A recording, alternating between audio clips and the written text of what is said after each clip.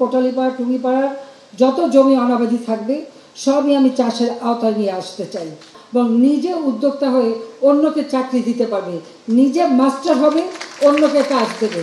96 সালে আমি সরকার এসে প্রথম বয়স্ক ভাতা চালু করি, বিধবা ভাতা চালু করি, স্বামী পরিত্যক্তা ভাতা চালু করি। আমরা সেই সাথে সাথে মুক্তিযোদ্ধাদের জন্য ভাতার ব্যবস্থা করি। এমনকি আমাদের কর্মজীবী মেয়ে যারা অন্তঃসত্ত্বা তাদেরকে ভাতা দিচ্ছি, যাদের পুষ্টি নিশ্চয়তা করবার জন্য। যাদের বাচ্চা হয়, বুকের দুধ খায়, সেই মাকে আমি ভাতা দিচ্ছি, যারা কর্মজীবী তাদের জন্য। এভাবে বহুমুখী কর্মসূচি আমরা নিচ্ছি। আমি চাই না যে আমাদের দেশের মানুষ সারা জীবন ভাতার উপর নির্ভরশীল থাকুক। যে পেনশন স্কিমে যোগ দিলে আর ভাতার উপরে ধীরে ধীরে ভাতার উপরে নির্ভরশীল থাকতে হবে না, ধীরে ধীরে তার নিজের পায়ে দাঁড়াতে পারবে, একটা মর্যাদা নিয়ে সমাজে বাঁচতে পারবে। সেই জন্য এই বিশেষ ব্যবস্থাটা আমি করে দিচ্ছি। এবং আমার মনে করি আমাদের রাজনৈতিক নেতাকর্মীদের এতে এই পেনশন স্কিমে যদি সে পয়সা জমাতে শুরু করেন তাহলে ভবিষ্যতে আর কষ্ট পেতে হবে না, সেটা হলো বাস্তবতা। তাছাড়া নিজেরা যারা ব্যবসা বাণিজ্য করবেন, এরই পাশাপাশি আমাদের যারা যুব সমাজ যেমন কম্পিউটার ট্রেনিং নিচ্ছে, এই কম্পিউটার ট্রেনিং আমরা প্রত্যেক স্কুলে স্কুলে কম্পিউটার ল্যাবরেটরি করে দিচ্ছি, ল্যাব করে দিচ্ছি। আমরা ট্রেনিংয়ের ব্যবস্থা করেছি, ইনকিউবেশন সেন্টার এবং কম্পিউটার ট্রেনিং আমরা করাই দিচ্ছি। এর মাধ্যমে প্রত্যেকেই যেন নিজের পায়ে দাঁড়াতে পারে, সেটাই আমাদের লক্ষ্য। আর সেই লক্ষ্য নিয়ে যারা প্রাথমিকভাবে ব্যবসা শুরু করবে, অর্থাৎ স্টার্ট আপ প্রোগ্রাম, অর্থাৎ আপনি শুরু করবেন যখন, তখন তাকে একটা সাহায্য করা, একটা অনুদান দেওয়া হয় যে সেটা একটা মূলধন হিসেবে সে ব্যবসা বাণিজ্য শুরু করতে পারে, কোম্পানি খুলতে পারে এবং নিজের কাজ নিজে করতে পারে। ওই চাকরির জন্য ধর্ণা দিয়ে বেড়াবে না, এবং নিজে উদ্যোক্তা হয়ে অন্যকে চাকরি দিতে পারবে, নিজে মাস্টার হবে, অন্যকে কাজ দেবে।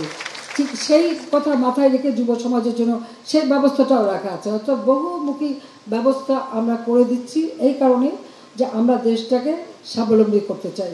যে বাংলাদেশ একসময় 15ই আগস্টের পরে দেশে বিদেশে মানুষ খুব করুণা চোখে দেখত।